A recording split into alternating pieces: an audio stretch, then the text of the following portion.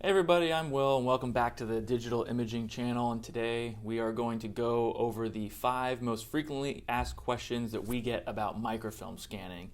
And microfilm scanning is not something that a lot of people are familiar with, and even if you decide to scan your microfilm, it's probably a one-time project, so it's pretty important to know that you're doing it right. So sit back, relax, get ready to digest the 5 most frequently asked questions about microfilm scanning that we get, and we'll give you some answers to those. So question number 1 that we most often get is, what kind of microfilm do I have? If somebody calls us for a microfilm scanning project, they'll say, I have so many number of rolls, or a couple reels of this, that, or the other. And then if we ask them, well, what do you have? They say, I don't know. Can you tell me what I have? And the way to figure that out, I'm actually on our website here, is just opening up your film, pulling out a strip of it, and taking a look at the specific type you have, and a couple of various types that I'll show right here. You have a 16 millimeter simplex microfilm. So 16 millimeter is usually was usually created for office documents, just 8.5 by 11 type images. And simplex means it's just a single image next to each other at a time. So right here you see just image, image, image, image. Those look like office documents. There's also 16 millimeter duplex, so that means 2 images per frame basically, and that's for like checks, bank checks, things like that. You might have a cartridge type of film, which is this. That's not really going to be a big effect on your scanning project, but it's just good to know. And then you might have what we call blips, and those are these little kind of tags below the image. Those are based on old systems that would find images based on where that frame was on the roll. So that's a blip. It's called a single level blip, so it's just the same one each time. Then you have double level blips. So a big fat blip there, small, small, small, fat, small, small, small. The reason you have the double level blip is because that indicates a document, and then each page within that double level blip is part of that document. And then if you go take a look here, 35 millimeter microfilm is another type. That's for like newspapers, large format drawings, like building department drawings, things of that sort. And that'll be 35 millimeter. So those are a couple different types. It's good to know what you have, so when you contact someone about your scanning project, you can say, hey, I have 35 millimeter microfilm, it's all newspapers, or oh, I have double level duplex film, double level blip duplex film on 16 millimeter. That's good for us to know because it will change the pricing potentially and change the scope of the project. So those are a few types that you'll most likely run into for what type of film you have. So the next question on our list is, should I scan my own microfilm or work with a scanning company, basically outsource it? And we have our opinions. Of course, we are a scanning company, so we'd love to do it. But if you're considering which one's the best option for you, there are a few things to ponder. For a do-it-yourself project, a couple items you'll need is the hardware to scan. You'll need the people to do the scanning. They need to have the skills to not just scan the microfilm, but understand how to create the settings to make it a good quality scan. And then there's post-processing, basically after the film is digitized, turning it into a useful electronic file, and that includes a few things like quality control, making sure all images were captured, cropping, framing, indexing, things of that sort. So you could do it yourself. There's a decent amount that goes into it. A lot of it will depend on your particular project, such as how many roles do you have? Do you have the people? Do you have the resources? Do you want to employ your own people to do the project, or is it more of a I need this done now so they can be doing other things? Regarding the hardware, that goes into how big your project is mostly.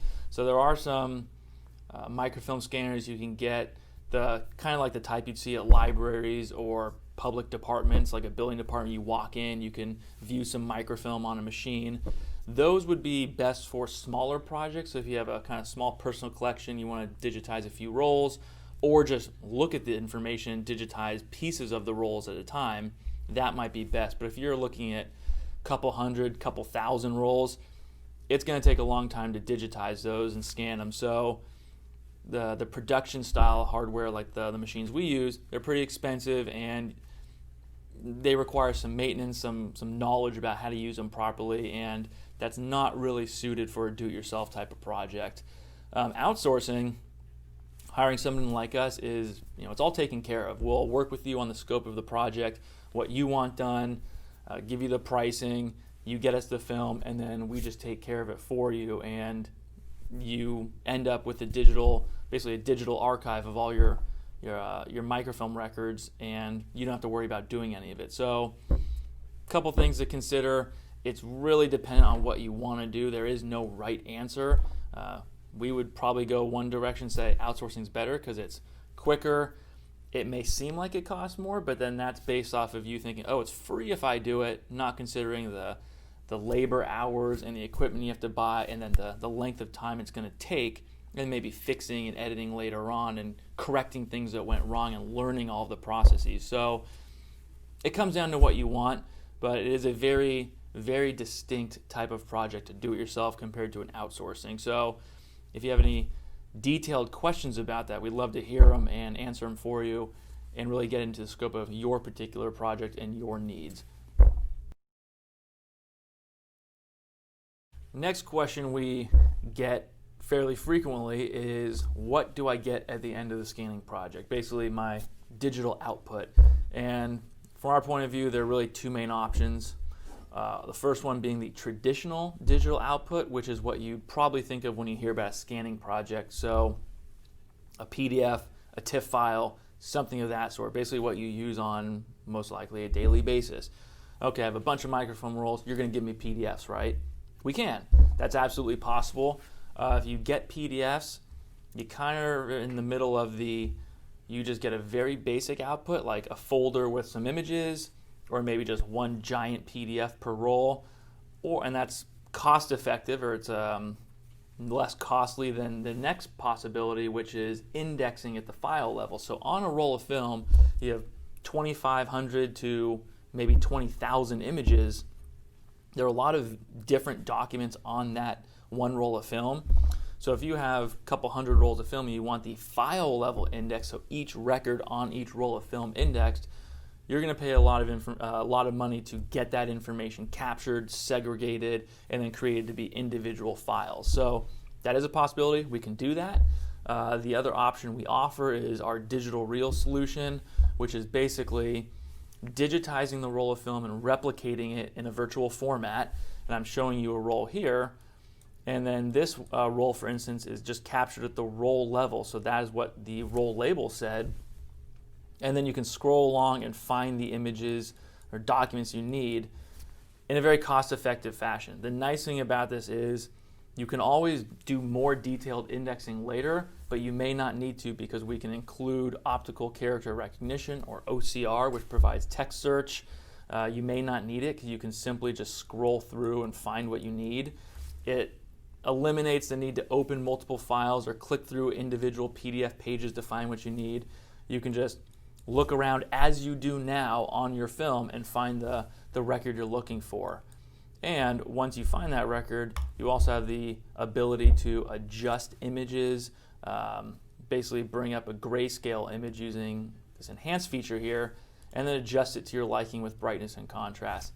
That's not available in the PDF form. Basically what you get from a PDF or a TIFF, that's what you get. So there's some pros and cons to each depending on what you really want to do with your microfilm, but these are the two main options we offer our clients, and sometimes they do both. They get digital reel with a PDF backup or vice versa, or they think they want PDFs, we do a sample or maybe give them a backup of digital reel, and they just start using it because it is familiar, it's what you do now, and you get that backup of this is what the original film looked like in case something happens to your hard copy film. So those are two options, the main two. I'm sure there's something else you could think of, but those are basically what we offer and what you have the option of getting when you get the final product delivered. Okay, so now we come to probably the most asked question regarding microfilm scanning, and that's how much does it cost? And to be completely upfront, it absolutely depends. So there is a general price range that we can give, something around $20 to $40. And again, that is completely ballpark based on knowing nothing about what you have, how many rolls, things of that sort.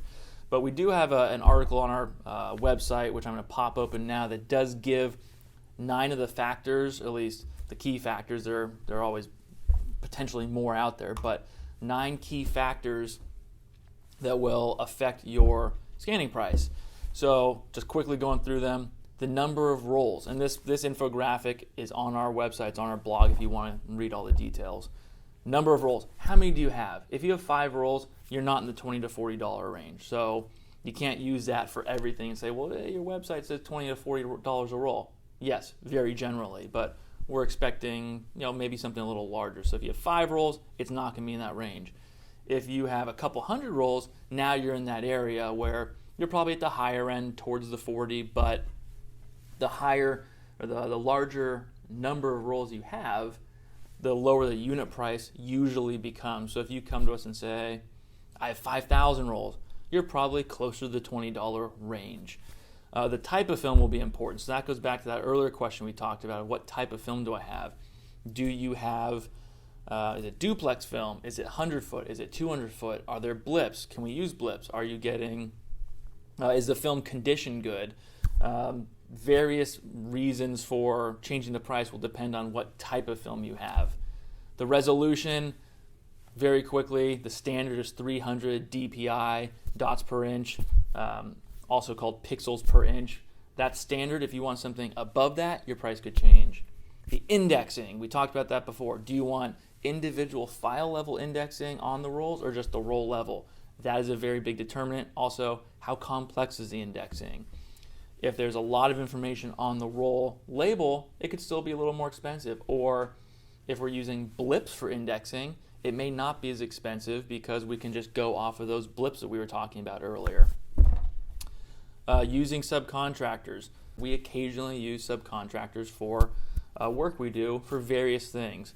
Keeping everything secure, of course. We vet them. We have agreements with them. But are we allowed to use subcontractors? If you do not want us using them, we won't use them, but then it may be more expensive to do completely in-house work compared to doing some things with some of our contractors. The schedule, how quickly do you need it done? That can change something. So if you have, that can change the pricing. If you have, let's say, 1,500 rolls, maybe that's about a month to 2 month long project, 2 3 month long project, but you need it done in 3 weeks, that can affect pricing.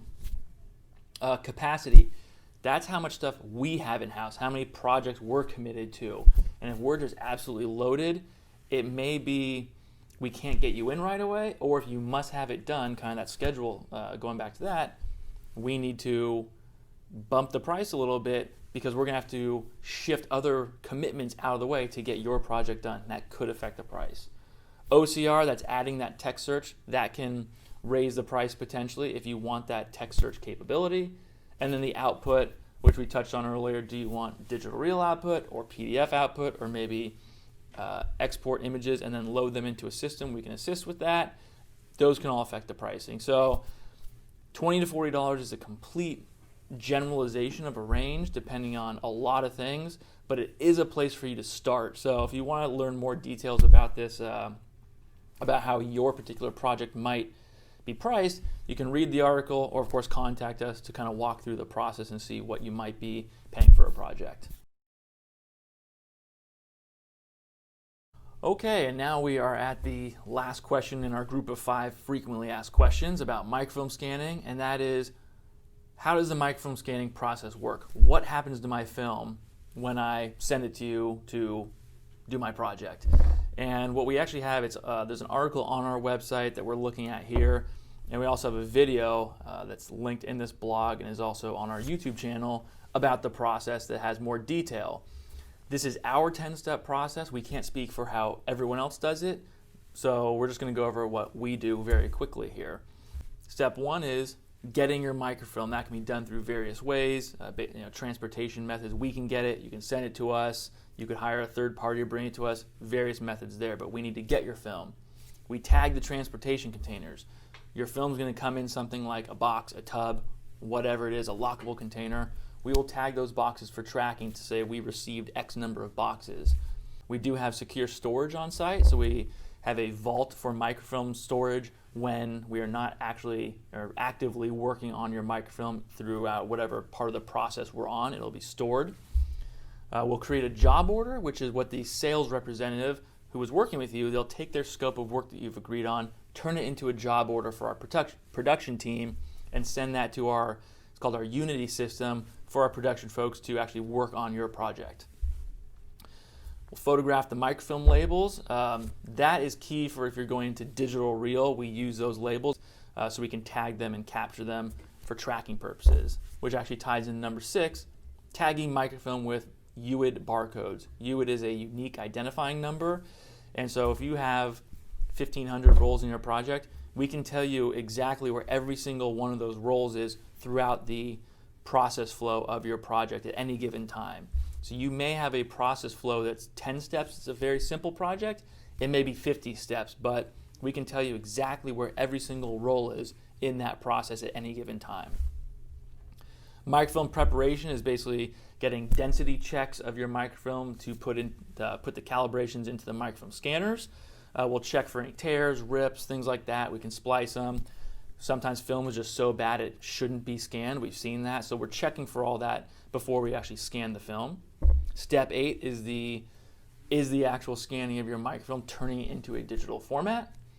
Post-scan image processing is QA, cropping, framing the images, maybe some OCR processing. That's all part of the post-scan process. And then the last step that's part of this is indexing. That can be very simple at the roll level like we talked about before.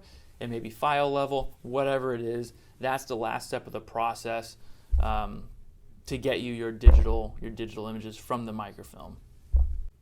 Well, that about does it for our 5 frequently asked questions about microfilm scanning. We hope those give you a good overview of some things that you will probably be considering if you want to move forward with a project. If you have any other questions, of course, contact us. We'd be happy to walk you through whatever questions you have, give you answers of how we would work with you. But that's it for this video. We hope it helps, and thanks for watching. We'll see you next time.